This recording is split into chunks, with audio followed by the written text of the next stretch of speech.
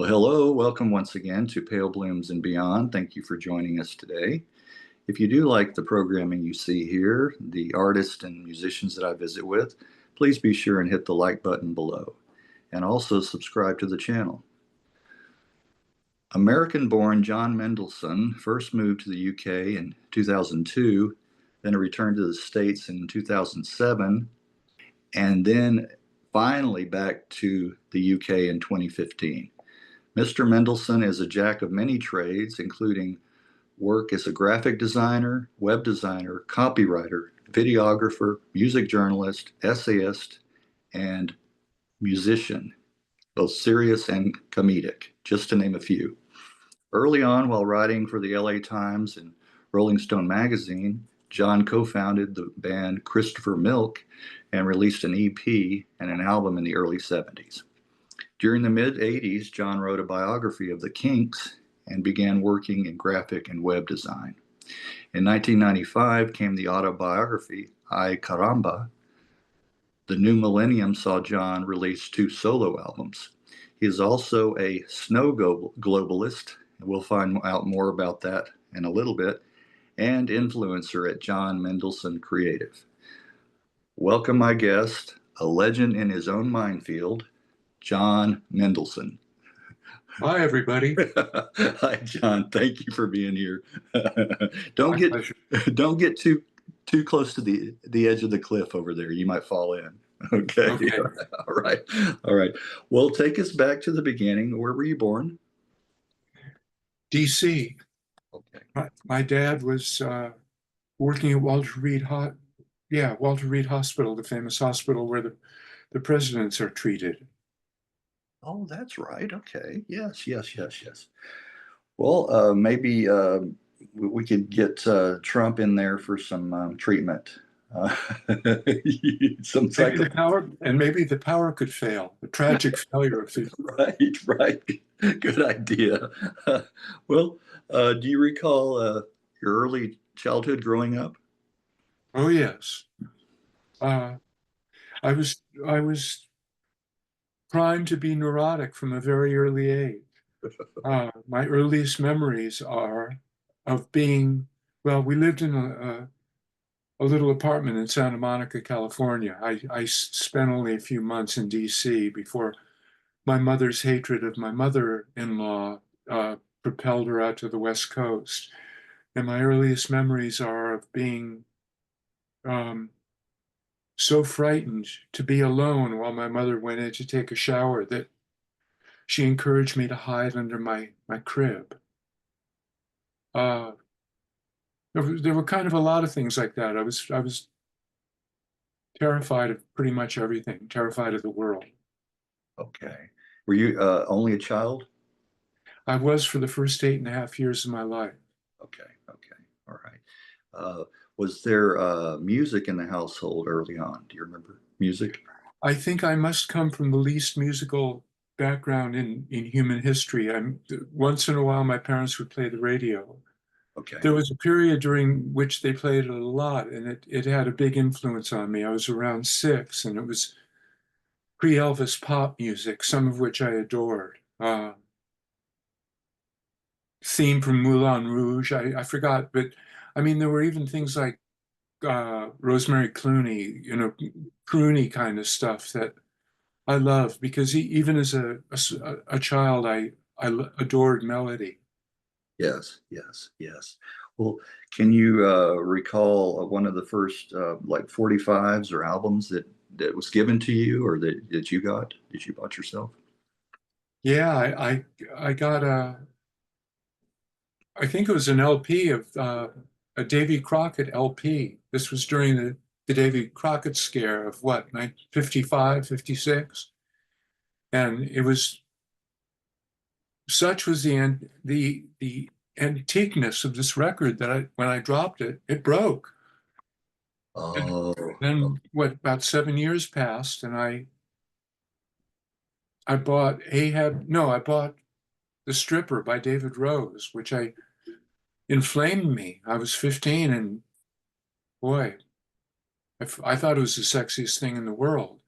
And but I was overcome by guilt, and I come from a family in which no purchase ever stands. That which is purchased is always returned, is always exchanged. So within about 24 hours, I'd exchange it for Ahab the Arab by Ray Stevens. Oh, okay. Yes, yes. I talked to somebody not long ago. They had to be the backing band for Ray Stevens, and he expected them to know those kind of songs, and they By didn't. Chuck Berry. Yeah, there's another one. Yes. Oh, yeah, Chuck Berry. And we traveled to UK without any musicians and just pick up a backing band while he was Yeah. there. Yeah, yeah, yeah. Oh, yeah. Very skinflint, as they would say. Yeah, yes. Well, can you recall one of the first concerts that you attended that you went to? Yeah. Well, I mean, the first thing that really, I was a complete hopeless case in high school, like, like an utter wallflower, uh, an incel, though the Yeah. term didn't exist at the time. And then lo and behold, in my senior year of high school, I summoned up the nerve to ask a pretty girl out, a very pretty girl, and she became my girlfriend. And all of a sudden, my status went through the ceiling. And uh, we went to a dance, the Sadie Hawkins Day dance at Santa Monica High School. And they had a band called the Emperors from the South Bay somewhere. And they destroyed me. They absolutely destroyed me. I couldn't believe how much I loved it. It was like Wow. a combination of, it was pretty funny looking back on it. Two of them had beautiful sort of Brian Jones blonde hair, and there were a couple of Mexican guys who had bought wigs. So they all had long hair, and they played a combination of like Rolling Stones stuff and surf music. Okay, that's a nice combination there. But God, I loved it. I loved it. And it was deafening. I mean, I couldn't believe that any human being could survive being subjected to that volume, That which volume. was, probably a third the volume of that my own band would play later in life. And then I think the first club gig I went to see them, the Oh, original them at the Whiskey. oh And wow. Yes. I managed to lose my glasses at the time, and so I only heard them. That was Oh, a famous show where the doors opened for them. okay. Yes, I've heard of that show. Well, and you lost your classes. Wow. Yeah, Wow.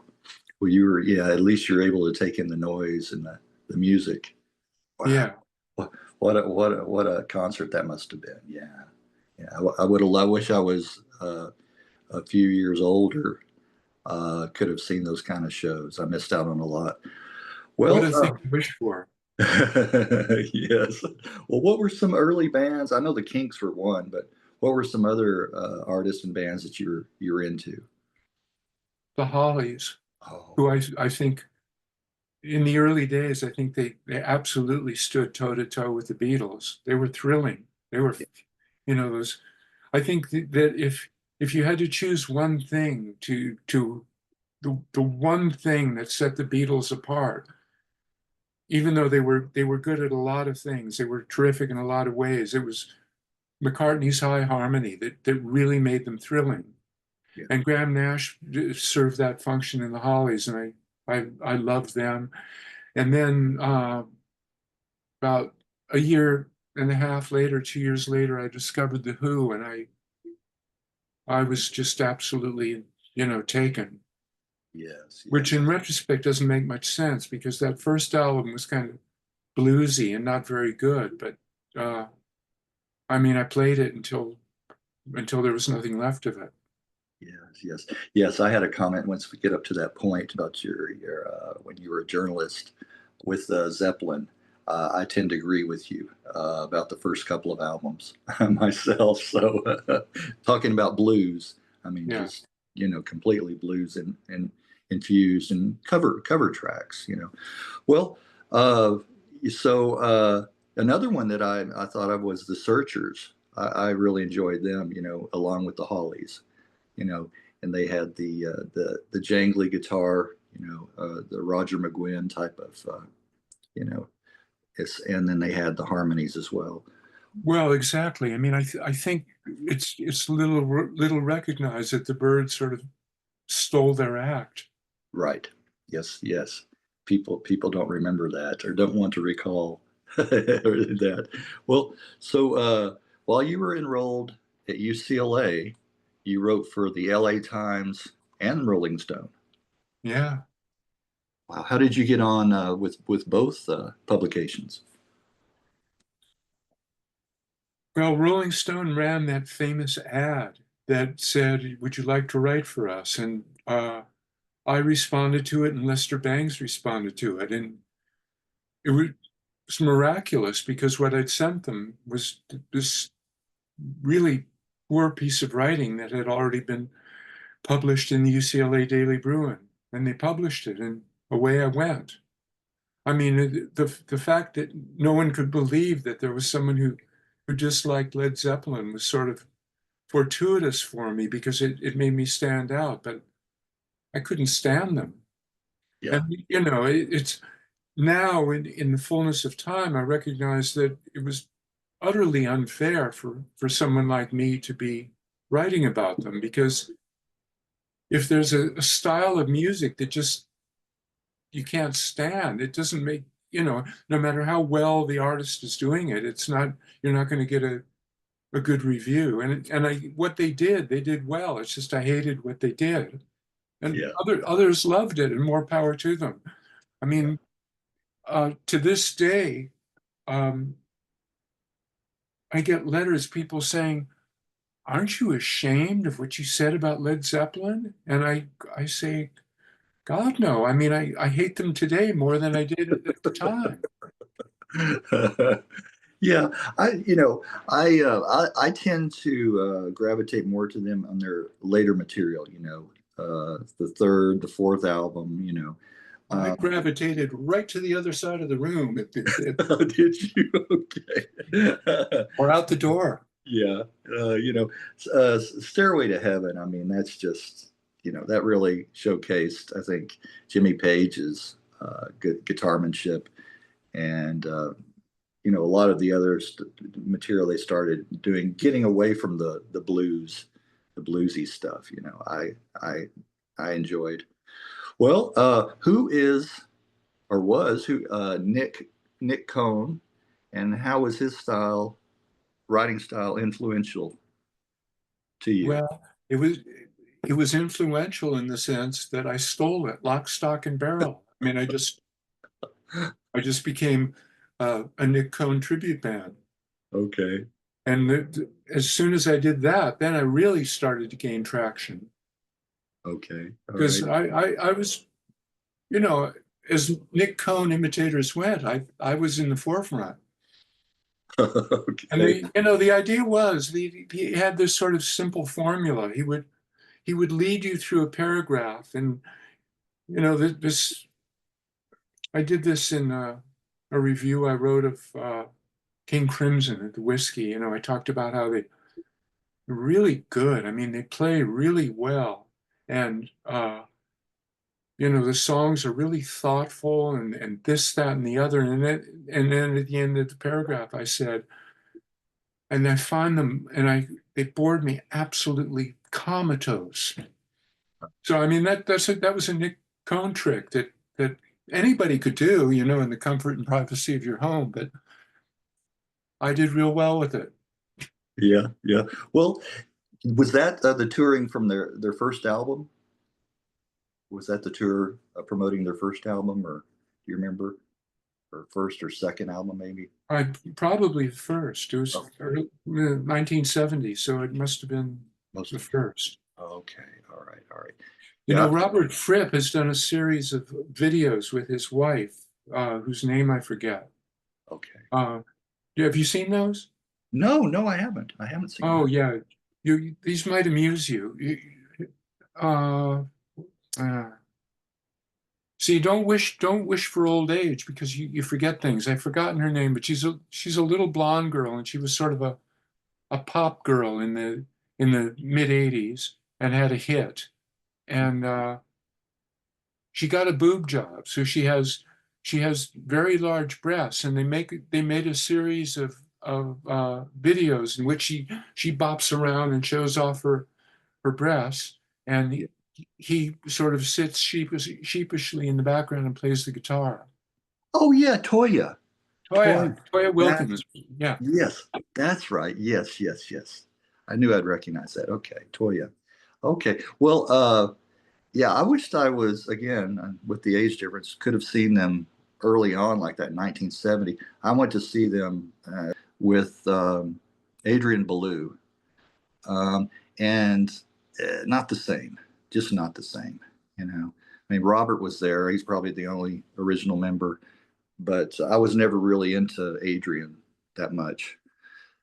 Well, going back here to some of the questions, um, who were some of your first bands prior to Christopher Milk? Well, I had a band called the 1934 with four written out when I was about 19. Jazz rock. Okay. I was about as equipped to play jazz rock as I was to become the principal ballerina in the Bolshoi Ballet, but it didn't stop me. And Christopher Milk started quite early. It had existed from late 1967, so it took up most of my time, and it was a badly squandered opportunity. Well, what prior to that, right? Who from Sparks was involved in the demo? The band Well, Sparks. Was it both brothers? no, we played. I and Ralph, who was the guitar player, and Christopher Milk played on their demo. They didn't play on ours. Oh, okay, okay. You played on a demo for the okay, yeah. That's interesting too. Another American band that relocated to the UK and made it big over your side of the pond. Yeah, where you are now. Yeah, Yeah. Yep. to my Oh, to my infinite chagrin. okay. Well, uh, I hate them, Greg. okay. You don't. Yeah. I mean, I can. Yeah, I hate them for having succeeded to the extent they did. They played the Albert Hall a few months ago. Yeah. I was beside myself. I mean, what they do pretty well, but they're so fucking cute. And I mean, I a lot of my stuff is pretty cute, but I mean, I also try to get poignant, and I try to, talk about life's sadness and other things, and they're nothing but cute, cute, cute, cute. Yeah. Yes, they are. Yes, they are. And I guess that's the appeal, you know. Um, and the UK just embrace them with open arms, you know.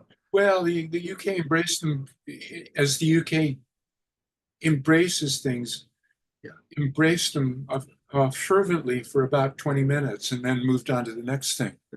What's next? Yeah, Yeah. Well, where did the name Christopher Milk come from? Where'd that a start? dairy in San Francisco. Oh, is that right? Okay. There, there's a actually there. It's not still around, is it? I doubt it. No, I don't think so. Christopher Milk. Okay, very interesting. Yeah, when I think of Harvey Milk, also when I see that Uh, name, yeah. Also San Francisco. Right? Yeah. yep. Yep. Yep. Well, the band did release a four-song EP in 71 and then a full album in 72. I like this. Some people will drink anything. Yeah.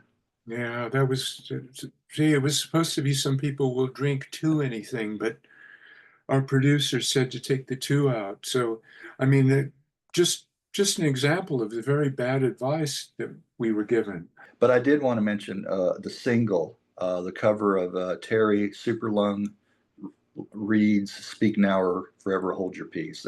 I think you guys did a nice cover version on that. Thank you. I Yes, produced that. yes. Oh, I can hear. Nice. Well, let me say nice production as well. Yes. Thank you. Yeah. Well, we'll just kind of hit the highlights if that's okay. Uh, in '75, you released the EP John Mendelssohn's The Pits. Yes. What do you recall from that, or would you like to share?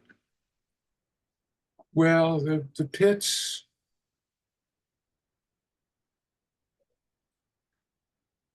I wound up as the lead singer again, and I don't, that was a bad mistake. The three other guys in the band were hot players, and uh, it was just not a good idea. I mean, there were like 150 other bands very much in the same mold, sort of pop music with grungy guitars, with Marshall amplifiers, and we could have been Cheap Trick if I had been a much better singer, because the repertoire was entirely my stuff, and my stuff has always been melodic. I've always That's always the first thing I do is write the melody. But I don't know, it petered out fairly quickly. Well, talk about how you and David Bowie met. Uh, Mercury Records called me up and said, "Would you like to go up to San Francisco at our expense to interview this new artist of ours?" And I said yes. And they sent me his album, and I didn't like it, but I went up there and I liked him, and I liked him very much. I didn't like the music at all, and that's kind of the whole story. Okay. And it is true that you introduced David Bowie to Iggy Pop's music. Yeah, Okay. Okay. Had to verify that. Yeah, because he became a real champion behind Iggy, and I guess they developed a friendship, as well. yeah. Yeah. Yeah. Well, there you go. It's nice to hear that origin. Uh, well, in '84, your love for the Kinks finally manifested in written form with Kinks Chronicles. Let me just ask you real quick: did Ray or Dave did they comment or write you about the biography?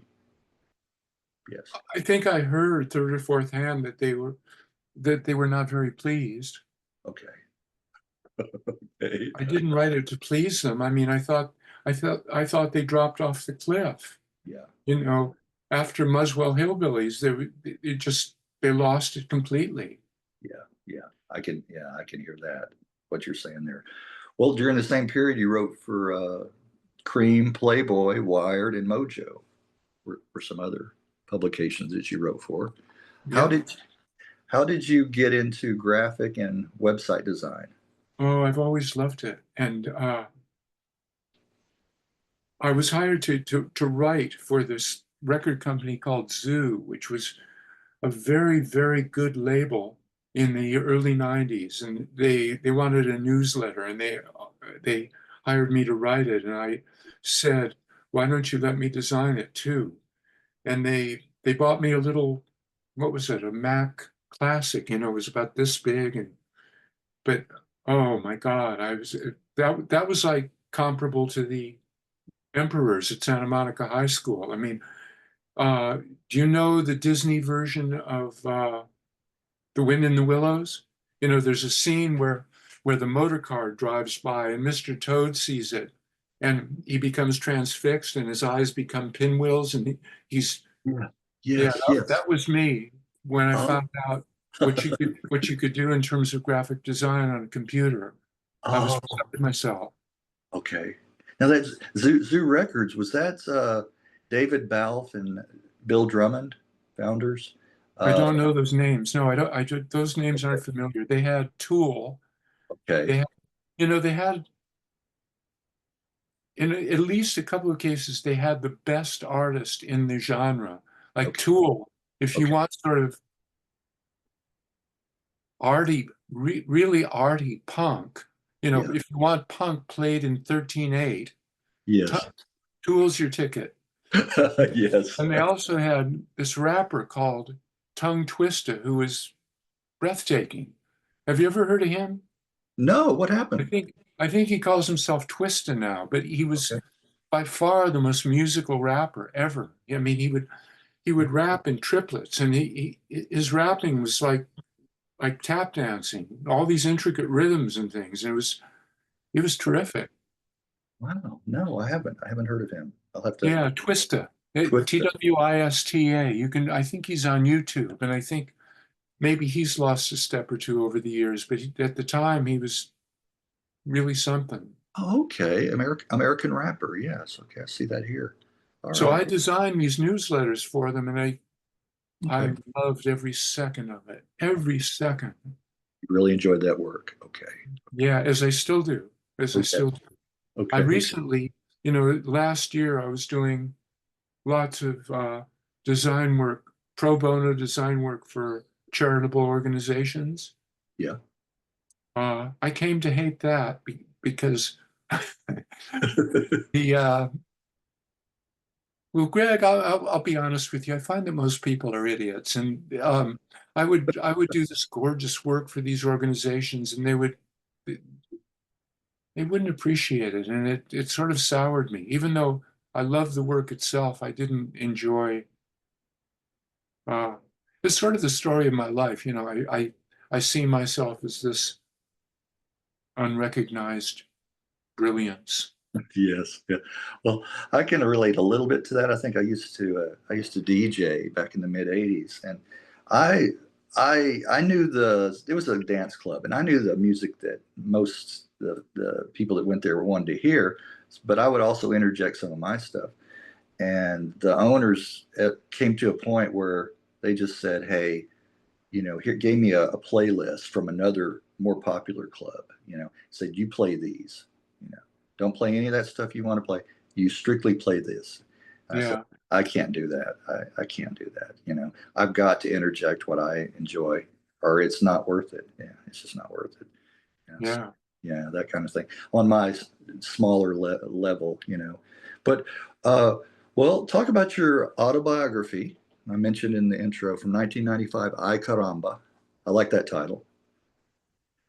And it includes a CD of song demos, master spelled Mastur pieces.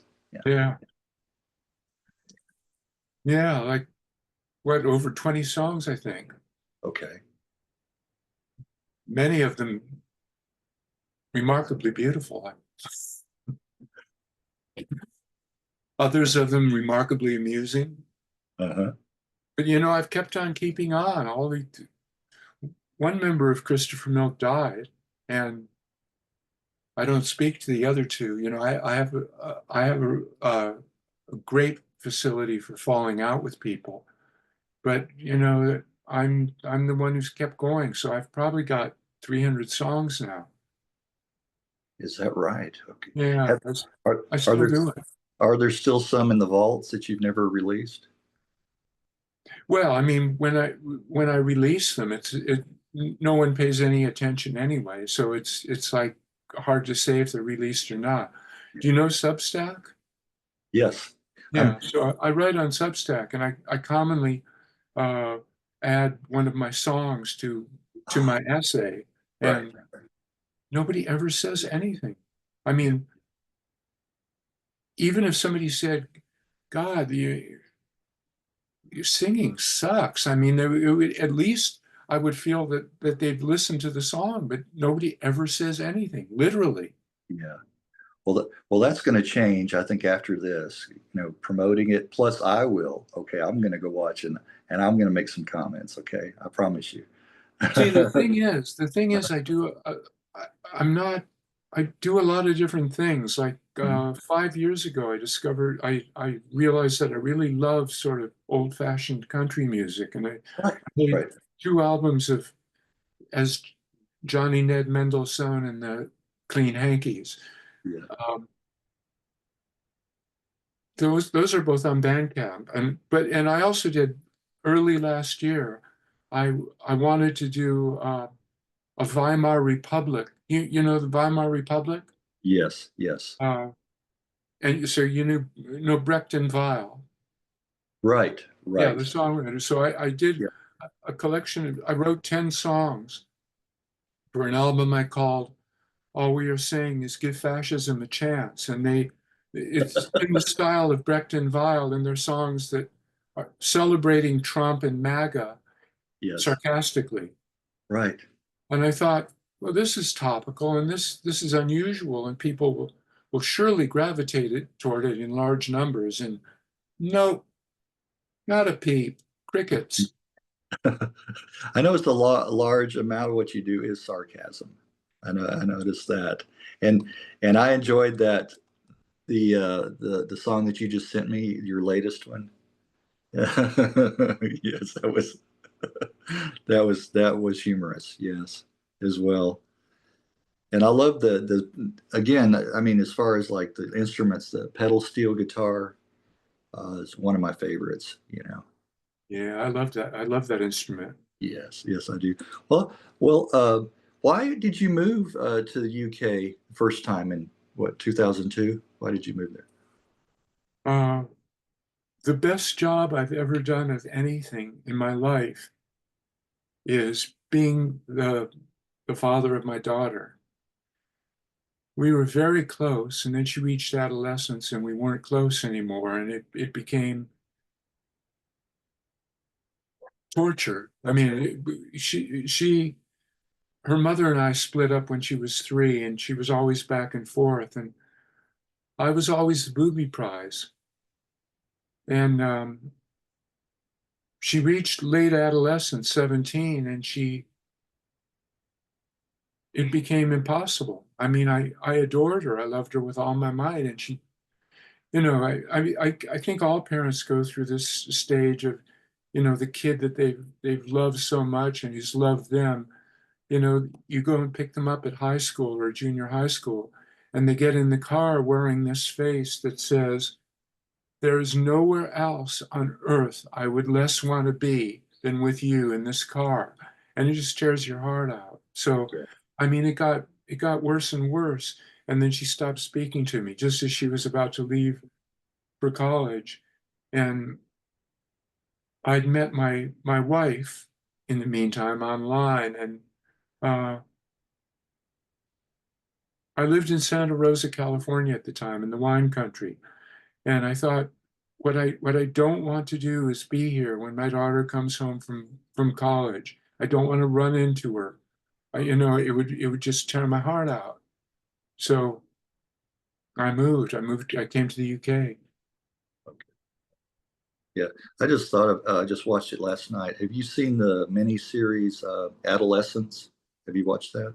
Brilliant. It's like You breathtaking. you Yeah. did see, yes, yes. UK made. I enjoy. I mean, a lot of the movies from over there, music especially from UK, but that was well done. That was well done. And Yeah.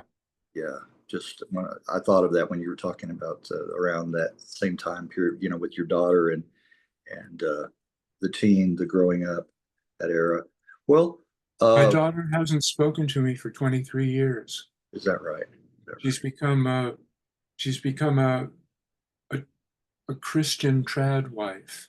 right? Okay, And I don't mean to step on any toes, but it was kind of the last thing in the world I would have thought, foreseen for her or wanted, where she sublimated herself completely to being, to her husband and her husband's wishes, and all that. And I I I wouldn't know what to say to her now. yeah, right. Well, it's probably best. I mean, uh, maybe one day, you know,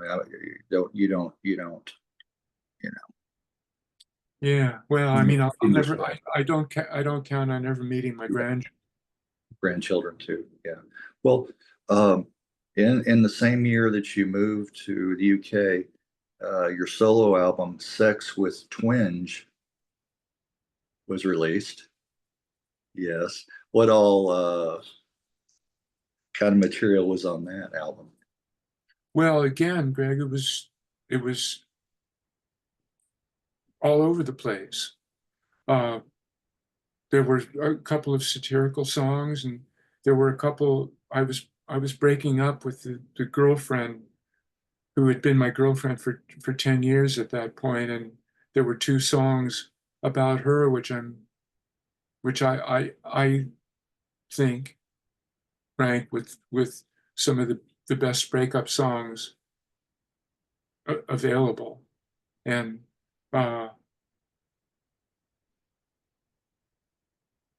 yeah, really all sorts of things. It was, I've always tried to be varied. I've always tried to be melodic. I've always tried to write lyrics. Uh, I've tried to bring the craftsmanship of Tin Pan Alley to my songwriting. Tin Pan Alley lyrics rhyme. Yes. Yeah. My lyrics always rhyme, and I mean I know that in some ways. Well, I mean, I did you see The Father with Anthony Hopkins? Yes, I did. Yes. That was heartbreaking. Yes. Yeah. I wrote a song inspired by that called God's Waiting Room. I'll send that to you. It doesn't rhyme at all, but everything else, in real rhymes, like I won't have wine and time Right. because it doesn't rhyme. It The does. vowels rhyme. So, Yeah. I mean, I'm very, I idolized Cole Porter. Uh, Although Cole Porter is very much Sparks. It's all, well, I don't know. There are probably some things in there where that he wrote with a broken heart, or he wrote with a sense of persecution from being gay, and the times being what they were and so on. But mostly it's cute and it's deft. Yeah. And occasionally I think, well, I mean, the song you heard, the song you're referring to, I've laid all the gals in town. Yeah. After being estranged for several years, I've renewed my romance with cannabis. And on a typical evening, I'll get high and then I'll get in the bath. And as having gotten high, I'll start thinking that every thought that enters my mind is hysterically funny, and some of these ideas. So I one night recently I thought a song called "I've Laid Every Gal in Town" would be funny, and by God, I wrote it. Yes. Another of those songs, which is coming soon, is "I'd Enjoy Having Sex with You," which is well, I kind of have these themes sometimes. Like there's a tradition in rock and roll about, I'm such a fantastic lover, and pretty women stand in line. I'll make love to you all in an hour's time. Well, I Right. I always thought if you're making love to a lineup of women in an hour, you're probably not doing that good a job. So That's right. That's right. I wrote a sort of an answer to that called God's Gift to Women, in which the guy sang, uh, "You pretty women form a nice tidy queue. It might take weeks for me to make love to you." So, Yeah. and then the song about "I'd enjoy having sex with you" is kind of like the predominant theme in all of pop music from time It, immemorial. But it is. no one's ever been that direct about it. No. No, not that direct. You're right. You're right. Just hitting home with that. Exactly. Well, that's what I like about the ones that I have watched. That's what I like about a different take on, a lot of traditional motifs and things like that. Well, what's the story behind Mistress Chloe's "Like a Moth to Its Flame"? Well, Mistress Chloe is my wife, and she was an actual dominatrix. Uh, I always hasten to point out that she was many dominatrices are psychotherapists, essentially psychotherapists. That it isn't, people, a lot of people have this conception that it's about hitting people with whips and that business. And I was almost sold a TV project here about 10 years ago where I was going to talk about the real nature of BDSM and the fact that in many cases, when, there are couples in which a woman would say to her husband, "You groveling little maggot, do you honestly imagine I'd have the slightest interest in you?" And in the subtitle, in the bottom of the screen, what it could say is, can you guess? Yeah, I mean that's Oh, no, dominating. what it would say. Can you guess what it might say? No, what? Tell me. I love you. Oh, okay. It could be, there are people whose sexuality is such. I mean, in a world in which no enlightened person Right. would dare to condemn homosexuality, other forms of sexual alternative sexuality are still not understood. But it's perfect. We don't all have the same synapses. Right. So for the man I'm talking about, hearing that could be the most vivid expression of love. Right. There, that's the word I was just thinking of. It's expressed in different ways. Yes. Exactly. And Right. in ways that might seem bizarre to this person or that person, but seem perfectly natural to the person enacting it. So she Right. was a dominatrix. So she's a terrific singer, but a complete pain in the ass. So uh, when we were starting, she was trying to stay on my good side. So she agreed to sing these 12, 14 songs. I also got her to do another one 5 years ago called The Internet. Have you heard The Internet? No, no, I haven't heard that one. It's like the Motown tradition of the primates and the this that's and the that that. So I made it The Internets. And That's okay. Yeah. Yes. so some of that's really good. Okay. So send you that too. You're going to be snowed under by, That's all right. That's all right. And I want to say again, for people to watching this, to definitely check out your Substack and also your Facebook. You post on there as well. yeah, and Uh, Bandcamp. A lot and of and Bandcamp. Yeah, John Mendelssohn on there, and check out some of those. Well, what was the response? Do you remember? To Like a Moth to Its Flame. You remember? yeah. The Village Voice wrote a very positive review of it, and the San Francisco Chronicle, Okay, okay. and then the rest was silence. My wife was a punk singer. She was in a punk band in the late '70s called the Voyeurs. Okay.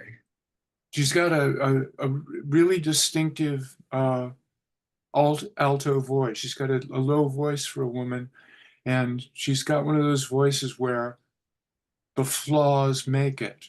Yeah. Oh, You know, okay. where you know from the singing competition shows that there are 45,000 soul mamas who can sing, sort of like Whitney Houston, not quite as well, but are really good, and they've got huge range, and they've got power, and they've got this and that, and they all sound exactly alike.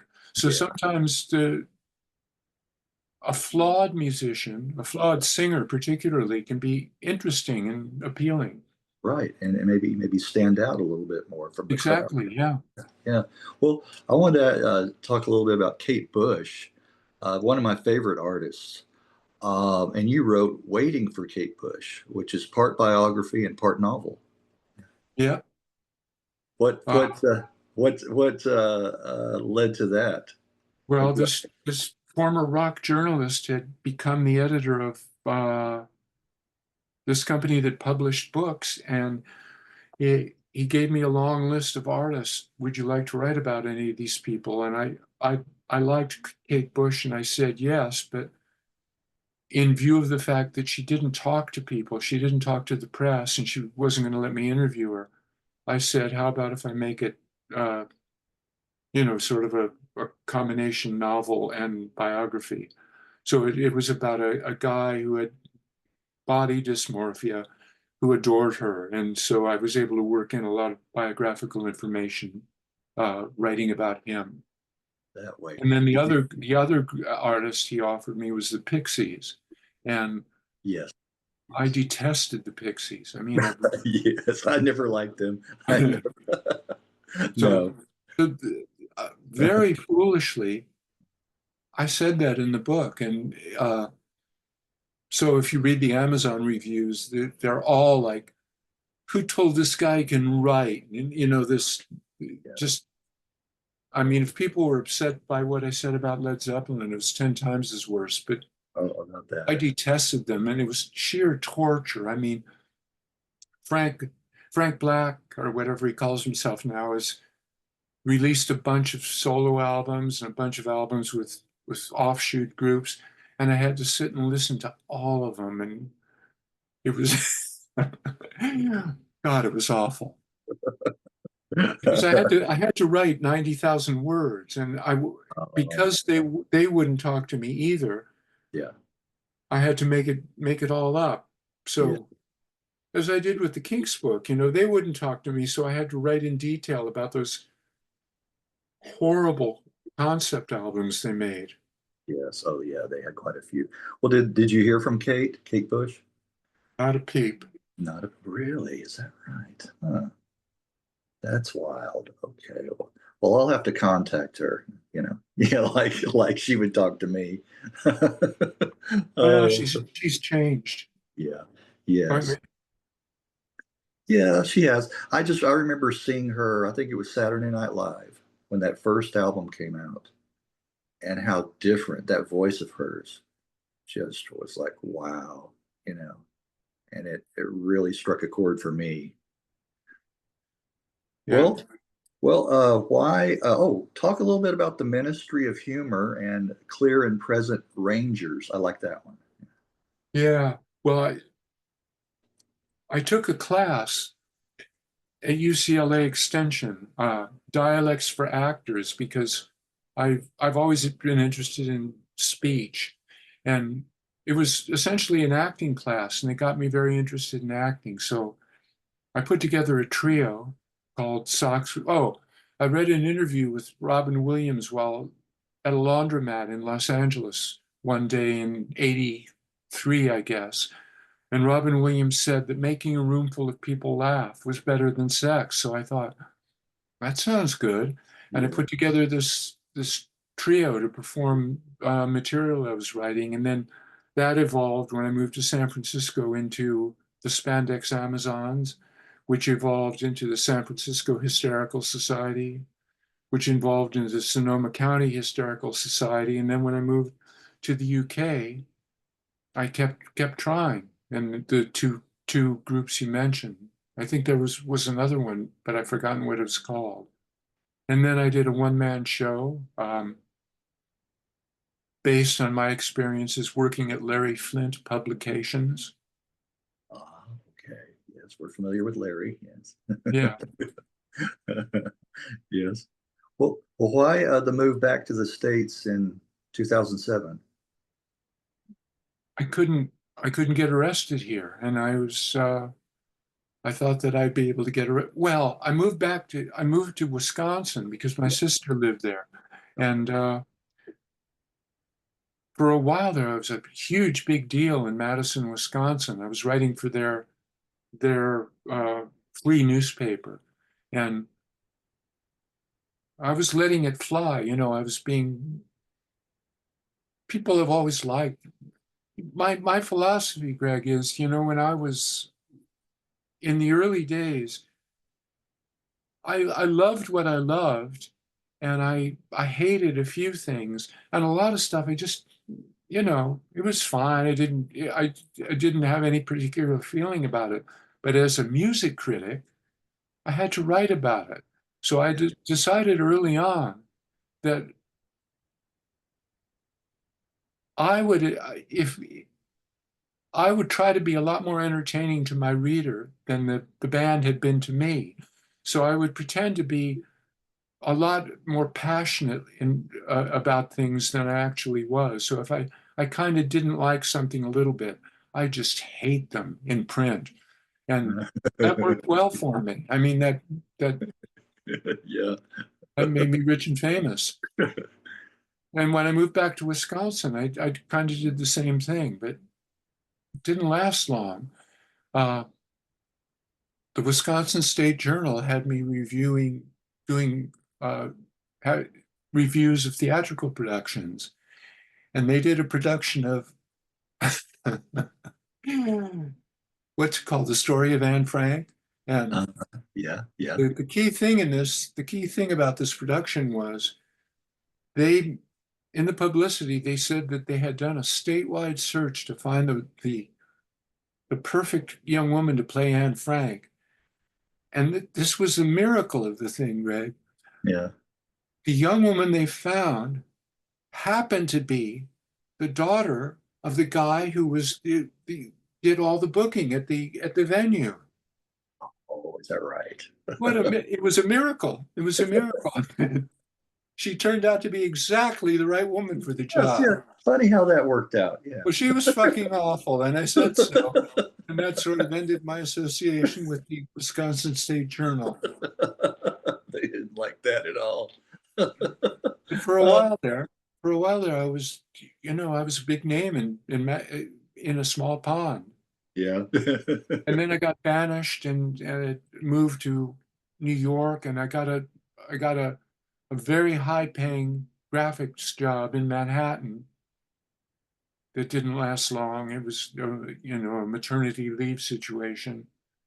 And since then, it's been solid crickets. I had a band in LA Uh-huh. uh, with the guitarist from the Pits 37 years later, and the bass player from Christopher Milk, and this beautiful young Russian girl who I'll send you a link to that too. Lucky Sure, you. sure, And sure. my idea was that we would be a covers band, but we would do nothing that had been recorded after 1965, and we would rearrange it. So we did, for instance, by Mirabis Duchesne. Do you know it? Nah, doesn't It's sound like familiar. a 30s song. It Oh, yeah. started out in the Yiddish theater, and then Okay. it was Benny Goodman and his orchestra did a version of it, and the Andrews sisters did it Okay. Okay. by Mirabis Duchesne. It's Yiddish for you're so beautiful to me or something.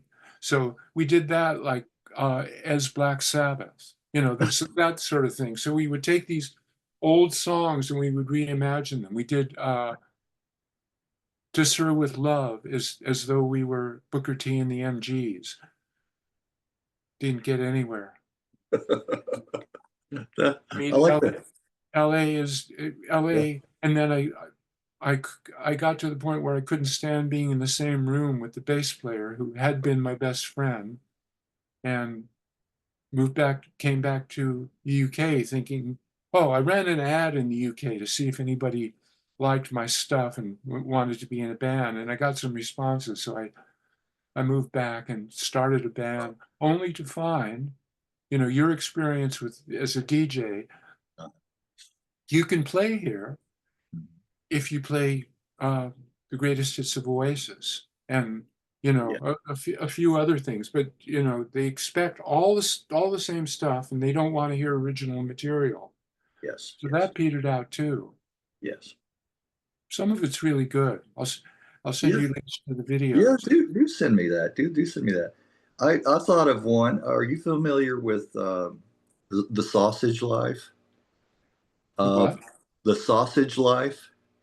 No. It's a column. I'll send you that link in return. I think you'll enjoy some of that. It's a UK. Colin Gibson is his name. Colin Gibson. And he used to be in a couple of bands back, well, in the '60s and '70s. But that's what he's doing now, and it's very humorous. It's a lot of sarcasm in there too. But he puts out issues periodically. I think you would enjoy reading some of those Yeah, too. Yeah, and I'll sounds send you good. that. Well, in 2007, you released your second solo album, "Sorry We're Open."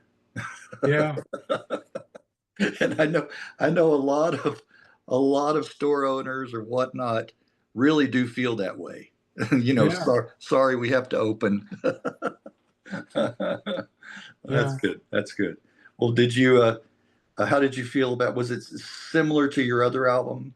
Uh, No, it was like for a while there, I was trying to be the Basement Tapes. oh, okay, So okay. I was,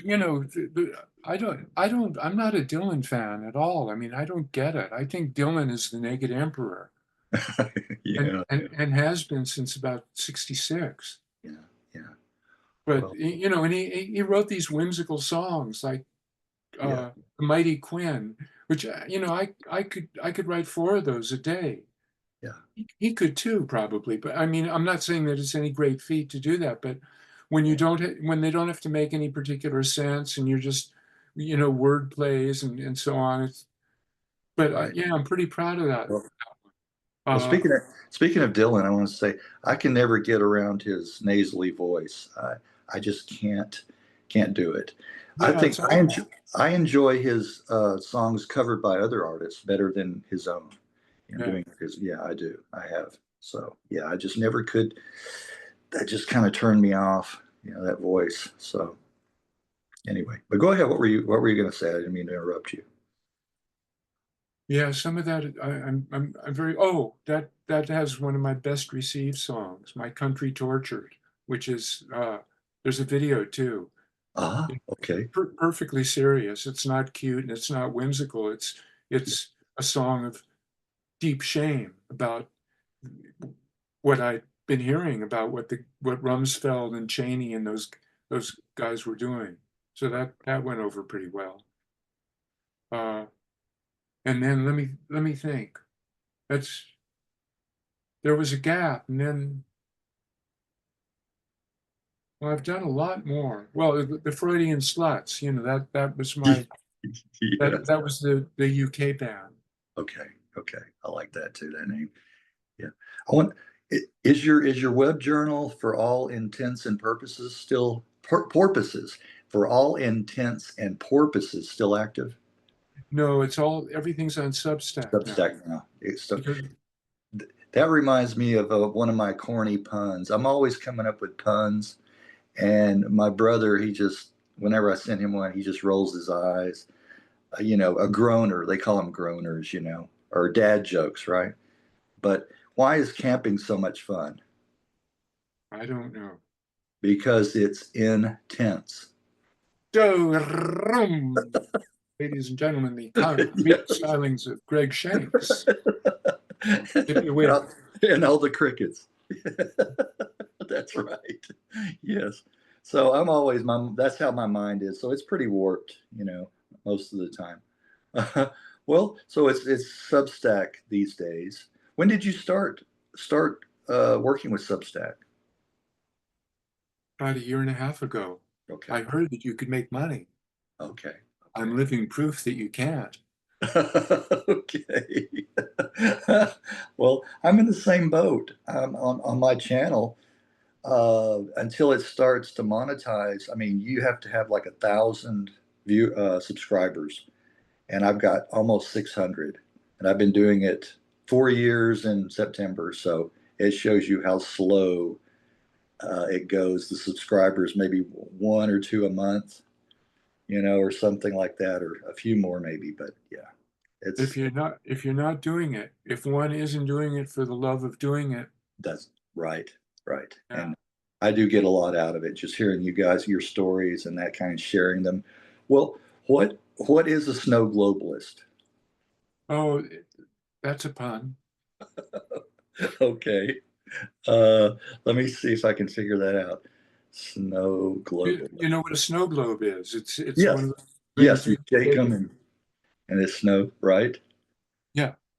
I know what that is. So is it someone who makes them?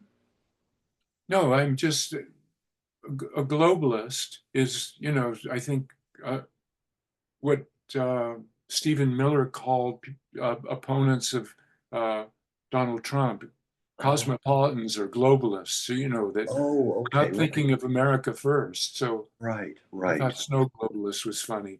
And then influencers,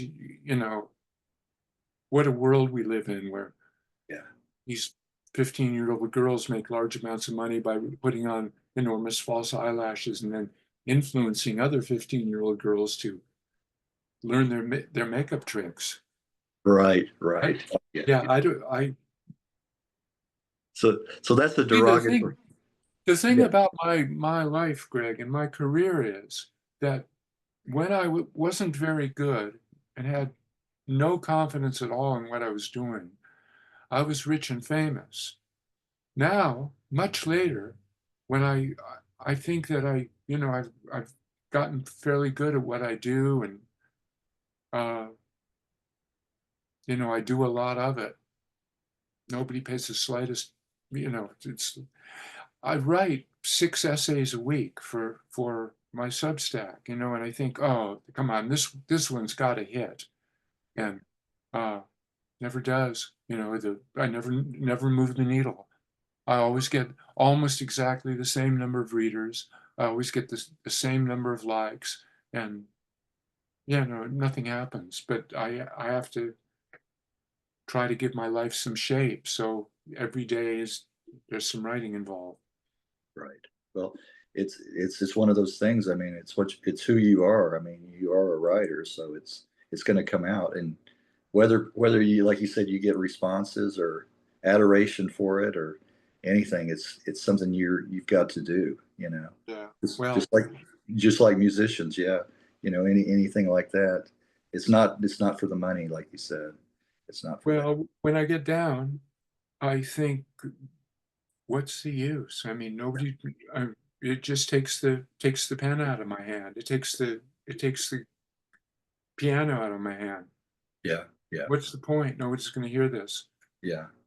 My own wife doesn't hear it. Is You that know, right? she doesn't. She's not a fan. Yeah, yeah. Well, my wife is not a fan of what I do either, so maybe we should hook them up. My wife doesn't get it. She just doesn't understand the concept, yeah, at all. And because it's not for money, it's not money generating. It's not a capitalist venture. It's not. It's not. So she doesn't understand that. Yeah. You're wasting so much time doing those, and you're not making any. Yeah, I hear that all the time. Yeah. Well, the problem is I internalize it too. I mean, I do think of my self-worth in terms of Yeah, how much I earn, and I don't earn anything. So then I start thinking, yeah, you know, then I go into a spiral, and I can barely move. yeah, yeah. And then, well, is that at the point where you smoke some weed and take a bathtub? Take a No, I do that pretty much nightly because Okay. uh, no, I found that cannabis is dangerous in the wrong circumstances. If you're down, it makes it, you get more down. Well, John, anything else that you would like to? Well, I did want to mention that your music going in a country direction lately, right? Yeah, but I mean, that's not permanent. Then I go back to being Breckton Vile or Scott Walker, or Scott Walker. Oh, I do. Yes. Yeah. Uh, Yeah. When he was in the Walker Brothers and yeah, solo. Yeah. Yes. Yes. Yes, I do like his voice. Oh yeah. Yeah. Wonderful. He did those a lot of the French type of I don't know. yeah, he I don't did. I don't know, who he was, his fan, who he adored, but yeah, it came out in his music as well. Yeah, Yeah. yeah. All right. Well, John, do send me all those links, and all the information you want because I want to catch up. I need to do some catching up. I'll Um, do that, Greg. and then I'll send you that. Colin Saus- Gibson. Yeah, Sausage Life. I think you'll enjoy some of that. Uh, one of the things I'll just tell you, the the what do they call it? Driverless buses. You know, I guess that they have over there, and one guy was complaining. It was like he was writing to complain about things, and said he got behind a driverless bus and he was honking for like 10 minutes, and the bus wouldn't move. It said it irritated him. Just little things like that that he throws in there are really, Wow. yeah, a lot of. He's got a good sense of humor. Colin does. All right. Well, John, it's been very enjoyable, and I'm glad we got to do this. And hopefully, more people watching this. I will send you a copy of this so you can post it. You know, either your Substack, Facebook, you know, as many places as you like, and it'll also be on my channel, my YouTube channel. But Great. see if we get some reaction and some mileage out of it. And hopefully, you know, you'll start maybe you'll get some start getting some comments and reaction, you know, to your songs and on your Substack too. Yeah, I'd like that. Well, I enjoyed speaking with you, Greg. Thank you very much. All right, you're very welcome, John, and all the best to you. And you have a good rest of the weekend, okay, and a week up ahead too. Okay, I will. You too.